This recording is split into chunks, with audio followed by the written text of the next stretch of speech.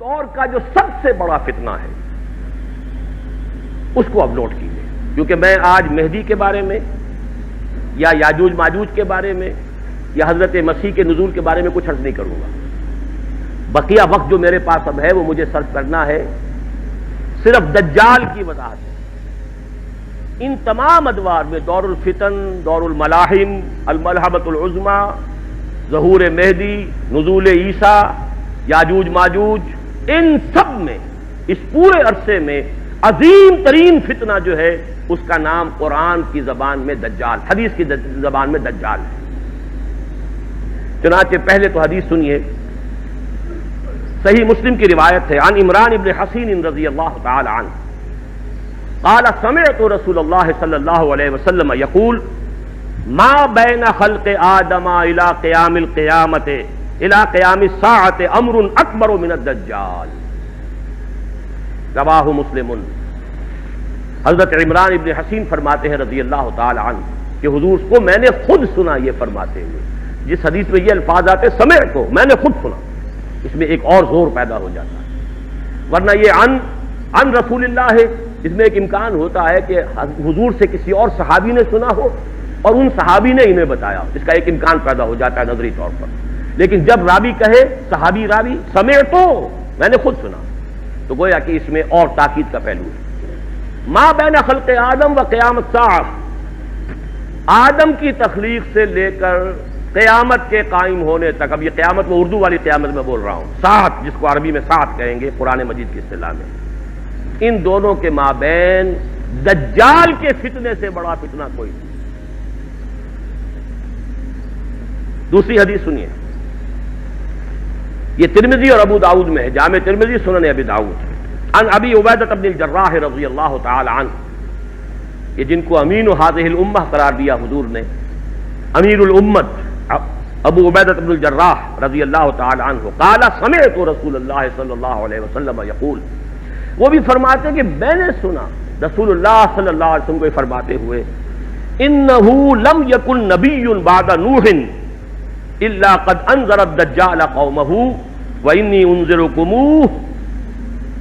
حضور نے فرمایا کہ نوح کے بعد کوئی نبی اللہ کا ایسا نہیں گزرا جس نے اپنی قوم کو، اپنی امت کو دجال کے فتنے سے خبردار نہ کیا ہو، تو اے مسلمانوں میں بھی تمہیں خبردار کر رہا ہوں۔ صرف ان دو حدیثوں پر اکتفا کر رہا ہوں، ورنہ اس باب میں آپ کو حدیثیں بہت سی ملیں گی، لیکن بہرحال یہ سمجھ لیجئے کہ دجال کا فتنہ جو ہے وہ احادیث نبویہ کی روح سے تاریخ انسانی کا از آدم تا آخر دم عظیم ترین فتنہ ہے۔ اب سب سے پہلے سمجھیے کہ دجل کہتے کسے، لفظی معنی کیا ہے دجال کے؟ اردو میں بھی یہ لفظ مستعمل ہے، دجل و فریب۔ دجل کہتے ہیں ملمہ سازی، کسی حقیقت پر کسی اور شے کا پردہ ڈال دینا تاکہ انسان دھوکہ کھا جائے۔ تانبے کے اوپر سونے کا پانی چڑھا دیا تاکہ آپ دھوکہ کھا جائیں کہ یہ سونا، یہ دجل ہے۔ اصل حقیقت کو چھپانے کے لیے کوئی فیبریکیشن، کوئی جھوٹ، کوئی افتراء، کوئی غلط بات اس کے اوپر ڈال دینا اس کا پردہ، یہ دجل ہے۔ اب دیکھیے سب سے پہلے تو یہ لفظ آتا ہے احادیث میں جھوٹے نبیوں کے لیے۔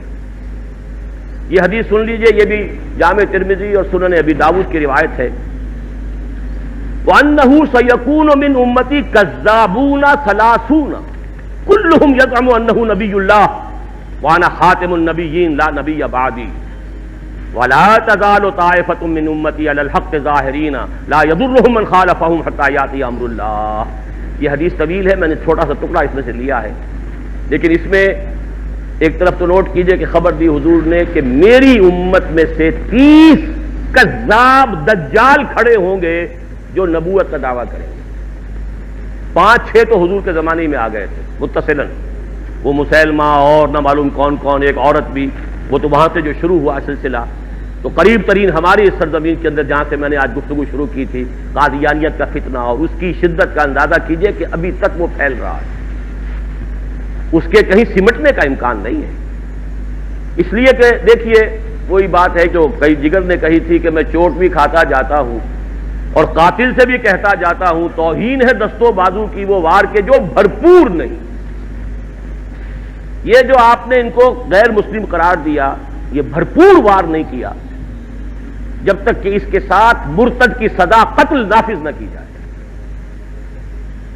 آدھی بات، کافر تو قرار دیا، لیکن یہ کہ اگر مرتد کی سزا جو اسلامی ریاست میں ہے وہ آپ نافذ نہیں کرتے تو ان کا تبلیغ کا سلسلہ چل رہا ہے، لوگ اب بھی قادیانی ہو رہے ہیں، بہت سے نوجوان ان کے زیر اثر آتے ہیں، ان کا بڑا لمبا چوڑا نظام ہے۔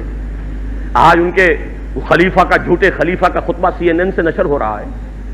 پورے عالم اسلام میں مسلمان جو ہے، حالانکہ دولت کے وہ انبار مسلمانوں کے پاس موجود ہیں جن کا کہ آپ حساب نہیں کر سکتے، لیکن یہ کہ کہیں مسلمانوں میں سے کسی کے لیے صحیح دین کی تعلیم کے لیے تو کوئی CNN کے اندر آپ وقت نہیں لے سکے آج تک۔ ان کا خطبہ نشر ہو رہا ہے، دنیا میں سنا جا رہا ہے، بڑے بڑے مراکز قائم ہو رہے ہیں۔ ٹورنٹو میں ان کا بہت بڑا مرکز بنا ہے، اب تو وہ انگلینڈ سے اپنا پورا مرکز جو ہے وہ شفٹ کرنے کی فکر میں ہے، اب امریکہ کے اندر وہ اڈے جمانے کی فکر میں، بہت بڑا مرکز ہے۔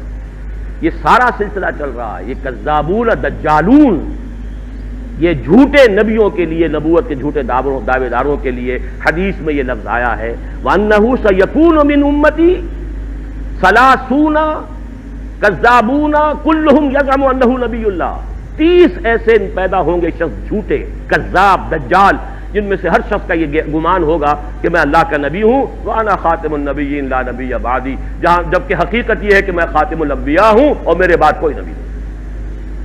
لیکن اس حدیث کا ایک ٹکڑا جو ہے وہ میں خاص طور پر، اگرچہ میرے مضمون سے متعلق صرف یہی حصہ تھا، لیکن یہ حصہ بہت ضروری ہے، شاید کہ آپ کے دل میں کوئی آرزو پیدا ہو جائے، امنگ پیدا ہو جائے۔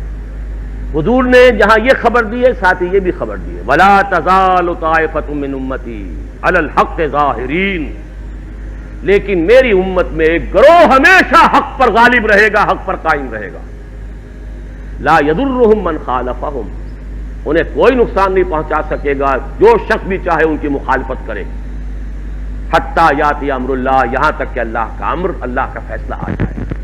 یہ بہت بڑی خوشخبری ہے، یہ امت کبھی بھی گمراہی پر جمع نہیں ہوگی، ایسا کبھی نہیں ہوگا جیسے کہ عیسائیت جو ہے تثلیث پر جمع ہو گئی، حالانکہ بہت طویل عرصے تک ایسے بھی موجود رہے حضرت عیسیٰ علیہ السلام کے ماننے والے جو خالص موحد تھے، تثلیث کے قائل نہیں تھے، لیکن یہ کہ یہ امت جس طریقے سے اب جمع ہو چکے، اب کوئی عیسائیت کی ڈینومینیشن ہو، کوئی چرچ ہو، وہ پروٹیسٹنٹس ہو، وہ کوئی گریک چرچ ہو، کوئی آرتھوڈاکس چرچ ہو، پروٹیسٹنٹس ہو، کیتھولکس ہو، کوئی ہو، سب کے سب تثلیث کے اوپر سب کے سب متفق، توحید ان کے ہاں سے جا چکی۔ حضور نے جو خبر دی ہے خوشخبری، میری امت کا معاملہ یہ نہیں ہو سکتا، کیوں نہیں ہو سکتا؟ عقلاً آخری امت ہے، ظاہر بات ہے کہ حضرت مسیح کی امت بگڑ گئی تو حق کو بیان کرنے کے لیے محمد رسول اللہ آ گئے صلی اللہ علیہ وسلم۔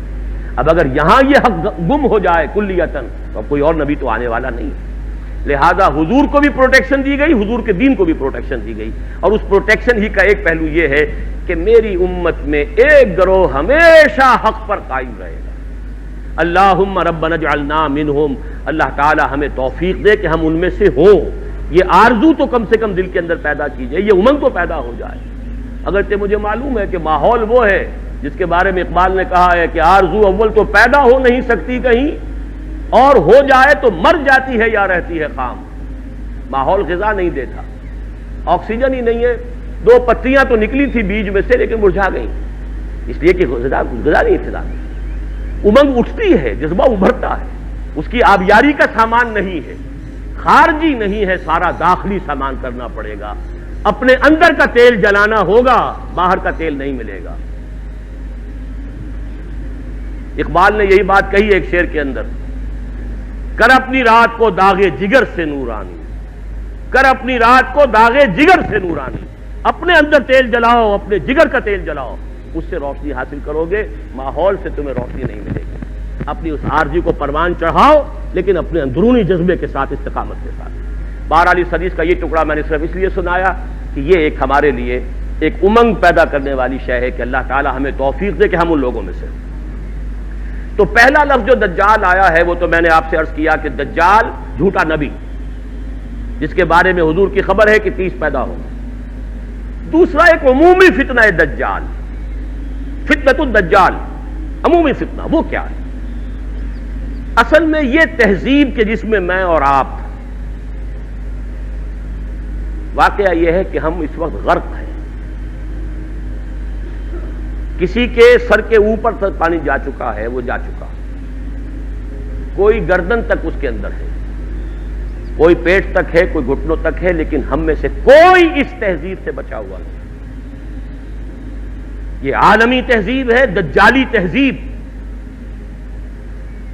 جو شروع ہوئی تھی مغرب سے تقریباً 400 سال قبل، رینائسنس، احیاء العلم. لیکن اس احیاء العلم کے نتیجہ کیا نکلا؟ مادی ترقی، ٹیکنالوجی، سائنس بڑھتی چلی گئی، اور اس درجے بڑھتی چلی گئی کہ عروج آدم خاکی سے انجم سہمے جاتے ہیں کہ یہ ٹوٹا ہوا تارا مہ کامل نہ بن جائے. چاند کو پاؤں تلے روند آیا انسان، اور ابھی نہ معلوم کہاں کہاں کمندے ڈال رہا ہے. لیکن دوسری طرف آسمانی وحی والی ہدایت سے اپنی آنکھ بند کر لی. نوٹ کر لیجئے اس بات کو اچھی طرح. سورہ بقرہ کا 4واں رکوع جو ہے قرآن مجید کے فلسفے میں نہایت اہمیت کا حامل. اللہ نے انسان کو بنایا زمین کی خلافت کے لیے. وَإِذْ قَالَ رَبُّكَ لِلْمَلَائِكَةِ إِنِّي جَاعِلٌ فِي الْأَرْضِ خَلِيفَةً. خلافت عرضی کے لیے آدم کی تخلیق ہوئی.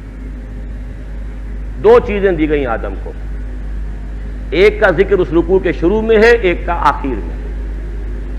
شروع میں علم الاسماء دیا گیا، علم آدم الاسماء كلها ثم عرضهم على الملائكة فقال انبئوني باسماء هؤلاء ان كنتم صادقين. ایک علم تو آدم کو دے دیا گیا، علامہ دے دیا گیا، فعل ماضی ہے، ماضی مطلق ہے، دے دیا گیا. ایک علم کے بارے میں فرمایا وہ آتا رہے گا تمہارے پاس وقتاً فوقتاً. فَإِمَّا يَأْتِيَنَّكُم مِّنِّي هُدًى فَمَن تَبِعَ هُدَايَ فَلَا خَوْفٌ عَلَيْهِمْ وَلَا هُمْ يَحْزَنُونَ. سورہ بقرہ کے 4تھے رکوع کے آخری میں ہے نا.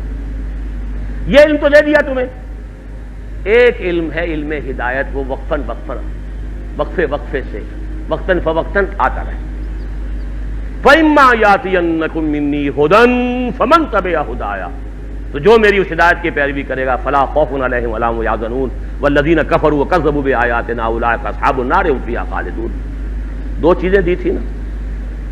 علم اسماء جو آدم کو دے دیا گیا وہی ہے جو آدم کی نسل کے اندر ایک تناور درخت بن کر یہ فزیکل سائنس اور ٹیکنالوجی کی شکل اختیار کر چکا ہے. اس کو اچھی طرح سمجھ لیجئے بات کو. آم کی گٹھلی میں پورا آم ہوتا ہے کہ نہیں؟ آم کا درخت کہاں سے وجود میں آتا ہے؟ گٹھلی سے. باہر سے تو صرف پانی گیا تھا گٹھلی کے اندر، دو پتیاں کہاں سے نکلی؟ اس کی ابتدائی غذا بھی اس گٹھلی کے اندر موجود ہے. بعد میں پانی جو ہے وہ مختلف منرلز لے کر اندر جاتا رہا، اوپر سے جو ہے آکسیجن ملتی رہی. آم کا درخت پورا کا پورا گٹھلی میں تھا، لیکن آم کی گٹھلی کو آم کا درخت بننے میں کتنے سال لگتے ہیں؟ چلیے 10 سال لگے. آدم کو پورا علم دے دیا گیا، اس کی ایکسفولیشن، اس کا ظہور، اس کا بروز یہ ہوا ہے ان 10,000 سالوں کے اندر. وہ درخت اب تناور درخت بن گیا ہے. اصلها ثابت وفرعها فی السماء. اس کی شاخیں آسمان سے باتیں کر رہی ہیں. عروج آدم خاکی سے انجم سہمے جاتے ہیں کہ یہ ٹوٹا ہوا تارا مہ کامل نہ بن جائے. تسخیر کائنات جو انسان کر رہا ہے وہ خلیفہ کی حیثیت سے کر رہا ہے. اسی لیے فرمایا گیا اللہ تعالیٰ نے تمہارے لیے پوری زمین کو جو ہے اور جو کچھ اس کے اندر ہے، نہ صرف زمین بلکہ آسمان، ان سب کو اللہ تعالیٰ نے مسخر کر دیا انسان کے لیے. قرآن مجید میں 2 جگہ یہ مضمون آیا ہے. بہرحال ایک طرف یہ علم جو پھیلتا چلا گیا اور ابھی اور آگے جا رہا ہے اور آگے جائے گا. ابھی جینیٹک انجینئرنگ کا فن جو ہے اس وقت سب سے زیادہ یا تو کمپیوٹرز کے اوپر توجہ ہے اور یا جینیٹکس پر ہے. اور جینیٹک انجینئر کے ذریعے سے ایسی جس قسم کے آپ چاہیں گے مخلوق پیدا کرنے کے قابل ہو جائیں گے، جو صفات آپ چاہتے ہیں پیدا کر لیں. ایسے انسان پیدا کیے جا سکیں گے جن میں سرے سے رحم اور سرے سے رقت کا مادہ ہی نہ ہو. ہیومن روبوٹس جن کو جہاں سے جو حکم ملے گا، جس کو کہا گیا قرآن مجید میں علیہا ملائکۃ غلاظ شداد لا یعصون اللہ ما امرهم ویفعلون ما یؤمرون، ایسے غلاظ اور شداد لوگ پیدا کر دیے جائیں گے کہ جن کے دلوں میں کوئی رحم نام کی کوئی کسی شے کا شائبہ نہیں. دیکھیں کریٹ، اب تو جینز کے ساتھ کھیلنے کا دور آ گیا. دیکھیے اب نوٹ کیجئے، یہ علم اگر بڑھتا چلا جاتا جیسا کہ بڑھتا چلا گیا، لیکن ساتھ ہی یہ علم جو آتا رہا اس کی پیروی جاری رہتی تو کوئی خرابی نہیں تھی. اللہ کا بندہ انسان رہتا، اللہ کے احکام پر کاربند رہتا، ان تمام علمی اکتشافات اور سائنسی ایجادات کو خیر کے لیے استعمال کرتا، بھلائی کے لیے استعمال کرتا.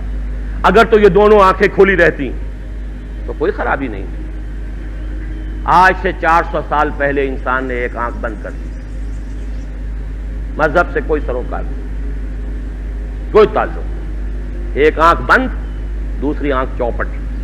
یہی یک چشمی تہذیب ہے، یہی دجالی تہذیب ہے، جو کانی تہذیب ہے جس کی ایک آنکھ ہے دو نہیں. یہ دجالی تہذیب جس نے کائنات ہی کو اصل شے قرار دیا ہے. خالق کو چھوڑو، یہ ہوگا کوئی پیدا کرنے والا ہے یا نہیں ہے، چھوڑو دفع کرو. یہ دنیا تو ہے نا، اسے مسخر کرو.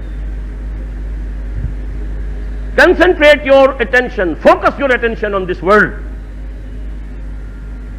بھول جاؤ کوئی ہے یا نہیں ہے، کیا ہوگا کسی نے پیدا وہ جانے، ہے یا نہیں ہے اس بحث میں مت الجھو. روح کوئی ہے یا نہیں ہے، کوئی حقیقت ہے یا نہیں ہے، کیا پتا ہے کہ نہیں ہے، چھوڑو دفع کرو. کس نے دیکھی؟ جسم تو ہے نا، جسم کی فکر کرو، جسم کو بناؤ، تیار کرو، کھلاؤ پلاؤ، اس کے تقاضے، اس کے لیے سارے ایک سے ایک وائٹامنز جو ہیں ایجاد کرتے چلے جاؤ، تلاش کرتے چلے جاؤ، وہ سب کچھ کرو. روح کوئی شے ہے یا نہیں ہے، ہوگی، اگر ہے بھی تو ہماری بحث کی دلچسپی کی چیز نہیں. آخرت ہوگی بھائی، پتہ نہیں ہے کہ نہیں ہے، کس نے آ کے بتایا. یہ دنیا تو ہے نا، اسے بناؤ، ویلفیئر سٹیٹ قائم کرو، دنیا کے اندر بہتر نظام قائم کرو. کہاں آخرت کے چکر میں پھنس گئے. یہ تین چیزیں بمقابلہ تین چیزوں کے، یہ میرا کتاب چاہے 67 کا لکھا ہوا اسلام کی نشت ثانیہ کرنے کا اصل کام، اس کا تھیم یہی ہے کہ موجودہ تہذیب کو اینالائز کریں گے تو کیا ہے، خالق کائنات کی بجائے کائنات پر توجہ کرو، روح کی بجائے مادے پر توجہ کرو. حیات اخروی سے چھوڑو، ہوگی نہیں ہے، کیا ہے دنیا کی. یہ جو شفٹ آف ایمفیسس ہوا ہے، ہماری توجہ ادھر سے ہٹ کر ادھر، اب دنیا ہی مطلوب و مقصود، اسی کی رہنائیاں، اسی کی زیبائش، اسی کی سہولتیں، اسی کی بہبود. یہ ہے کہ جو ہمارا مطمع نظر ہے، اس کا نام ہے دجالی تہذیب. اور اسی لیے آتا ہے احادیث میں، اس لیے تمہیں اللہ نے سورہ کہف عطا کی، خاص طور پر اس کی ابتدائی اور آخری آیات. جو شخص، خاص طور پہ جمعے کا ذکر بھی آتا ہے، جو ہر جمعے کو سورہ کہف کی تلاوت کرے گا، اس کی ابتدائی آخری آیات کی تلاوت کرے گا، بناؤ اسے، اپنے ذہن اور فکر کا حصہ بناؤ اسے، تو پھر اس دجالی فتنے کے اثرات سے محفوظ رہ سکتے ہیں. وہ دجالی فتنہ کیا ہے؟ سورہ کہف کی 4 آیات کا حوالہ دے رہا ہوں. اِنَّا جَعَلْنَا مَا عَلَى الْأَرْضِ زِینَةً لَهَا لِنَبْلُوَهُمْ أَيُّهُمْ أَحْسَنُ عَمَلًا. ہم نے زمین پر جو کچھ ہے اسے اس کا سنگھار بنا دیا ہے، زیبائش، آرائش. آنکھیں چکا چوند ہو جاتی ہیں، نظر کو خیرہ کرتی ہے چمک تہذیب حاضر کی. یہ صناعی مگر جھوٹے نگوں کی ریزہ کاری ہے، لیکن آدمی جو ہے اسی کا دل دادا. لِنَبْلُوَهُمْ أَيُّهُمْ أَحْسَنُ عَمَلًا. دیکھنا چاہتے ہیں اسی عروس ہزار داماد کے زلف کے گراگیر بن کر رہ جاتے ہو یا ہم سے محبت کرتے ہو. رخ روشن کے آگے شمع رکھ کر وہ یہ کہتے ہیں ادھر جاتا ہے دیکھیں یا ادھر پروانہ آتا ہے. یہی امتحان ہے. ہمیں چاہتے ہو یا دنیا کو چاہتے ہو. اِنَّا جَعَلْنَا مَا عَلَى الْأَرْضِ زِینَةً لَهَا لِنَبْلُوَهُمْ أَيُّهُمْ أَحْسَنُ عَمَلًا. ایک جگہ سورہ کہف میں حضور کو روکا گیا، حضور ان غرباء اور فقراء صحابہ سے اپنی نگاہیں ادھر ہٹا کر امیروں کی طرف توجہ زیادہ نہ کیجیے. ولا تعد عیناک عنہم ترید زینۃ الحیات الدنیا. اے نبی کہیں یہ گمان نہ ہو جائے لوگوں کو کہ آپ بھی حیات دنیاوی کی زینت ہی کو زیادہ اہمیت دے رہے ہیں. یہ مشکل مقامات میں سے قرآن مجید کے میں نے اس کی جو سب سے زیادہ قابل قبول جو ایک تعبیر ہو سکتی ہے وہ میں کر رہا ہوں کہ اے نبی کہیں ایسا نہ ہو کہ آپ کے اس طرز عمل سے لوگ یہ سمجھیں کہ محمد کی نگاہ میں بھی دولت ہی کی اہمیت ہے, تبھی تو دولت مندوں کی طرف توجہ زیادہ ہے. محمد کی نگاہ میں بھی شاید دنیاوی اقتدار جو ہے اسی کی اہمیت ہے, تبھی تو یہ جو قریش کے سردار آتے ہیں انہیں زیادہ وقت دیتے ہیں. ہم فقراء جاتے ہیں تو ہماری طرف توجہ نہیں فرماتے. ولا تعد عیناک عنہم ترید زینۃ الحیات واصبر نفسک مع الذین یدعون ربهم بالغداۃ والعشی یریدون وجہہ. اے نبی اپنے ان ساتھیوں کی صحبت کے اندر آپ رکے رہیے, انہیں زیادہ وقت دیجیے جو صبح و شام اپنے رب کو پکارتے ہیں, اس کی رحمت کے امیدوار ہیں. ولا تعد عیناک عنہم, ان سے نگاہیں ہٹا کر ان دولت مندوں اور سرداروں کی طرف متوجہ نہ ہو. ترید زینۃ الحیات الدنیا. تیسرے مرحلے پر آتا ہے المال والبنون زینۃ الحیات الدنیا والباقیات الصالحات خیر عند ربک ثوابا وخیر عقبا. یہ دنیا مال اور یہ مال و دولت دنیا, یہ رشتہ و پیوند, بتان وہم و گما, لا الہ الا اللہ. لیکن یہ کہ اسی کی زیبائش آرائش, اسی کی محبت, اسی کی سوچ, دن رات فکر ہے تو انہی کی ہے. المال والبنون زینۃ الحیات الدنیا. اور آخری آیت جو آخری رکوع میں قل هل ننبئکم بالاخسرین اعمالا الذین ضل سعیہم فی الحیات الدنیا وهم یحسبون انہم یحسنون صنعا. سب سے زیادہ گھاٹے اور خسارے میں رہنے والے کون ہیں نبی, ہم آپ کو بتائیں. اے نبی آپ ان سے کہیے کیا میں تمہیں بتاؤں سب سے زیادہ خسارے میں کون رہے؟ سوال کا جواب بھی خود ہی. جن لوگوں کی ساری بھاگ دوڑ سعی و جہد حیات دنیا ہی میں بھٹک کر رہ گئی, ساری بھاگ دوڑ, دن رات کی محنت, مشقت, سوچ ہے تو اسی کی, رات کو بھی دن کو بھی, دوڑ دھوپ, ساری فکر فی الحیات الدنیا, واللہ بھٹک کر رہ گئی. انہی توانائیوں سے آخرت کمائی جا سکتی تھی, انہی چیزوں سے جو اللہ نے دی ہیں اللہ کو راضی کیا جا سکتا تھا, لیکن یہ ساری چیزیں کھپا دیں دنیا کے حصول میں, بھٹک گئیں. وہ تیر نیم کش جس کا نہ ہو کوئی ہدف ہونا چاہیے تھا اللہ کی ذات, لیکن تم نے پہنچایا, خرچ کر دیں یہ ساری چیزیں دنیا کی طلب میں. الذین ضل سعیہم فی الحیات الدنیا وہم یحسبون انہم یحسنون صنعا. یہ ہے وہ دجالی فتنہ جس نے آخرت پر دنیا کا ملمہ کر دیا ہے, ذات باری تعالیٰ پر کائنات کی عظمت کا پردہ ڈال دیا ہے. اللہ سے توجہ ہٹ گئی, کائنات, روح کی بجائے جسم, حیات اخروی کی بجائے حیات دنیا. یہ جو چار ہماری چیزوں کے اندر کے جو پریفرنسز ہیں, جو ہمارا ایمفیسس ہے, زبان سے مانتے ہیں اللہ کو بھی آخرت کو بھی, لیکن آپ اپنے 24 گھنٹے کے تمام اوقات کا تجزیہ کیجئے, کتنی آپ کی توانائیاں اور قوتیں اللہ اور آخرت کے لیے صرف ہو رہی ہیں اور کتنی دنیا کے لیے ہو رہی ہیں. اقرا کتابک, ہر شخص اپنی کتاب خود پڑھے, اپنا حساب خود لے. اقرا کتابک کفا بنفسک الیوم علیک حسیبا. ہر شخص اپنا حساب خود کر سکتا ہے. 24 گھنٹے شمار کیجئے اس کا کتنا وقت. ہاں ٹھیک ہے, بھلے نفسک علیک حق پر, نفس کا بھی حق ہے, سونے کے لیے بھی وقت ہونا چاہیے, آپ کے اولاد کا لیے یہ حق ہے, لیکن پھر دیکھیے باقی جو کچھ آپ کے پاس ہے توانائی جو آپ نے لگائی ہے کچھ چیز حاصل کرنے میں, اس کا کتنا حصہ ہے جو اللہ اور آخرت کے لیے صرف ہو رہا ہے, اور کتنا حصہ ہے جو صرف اس دنیا کی amenities, facilities, luxuries, decoration pieces, کتنے پیسوں سے وہ چیزیں خرید کر لا کر آپ اپنے ڈرائنگ روم سے جا رہے ہیں.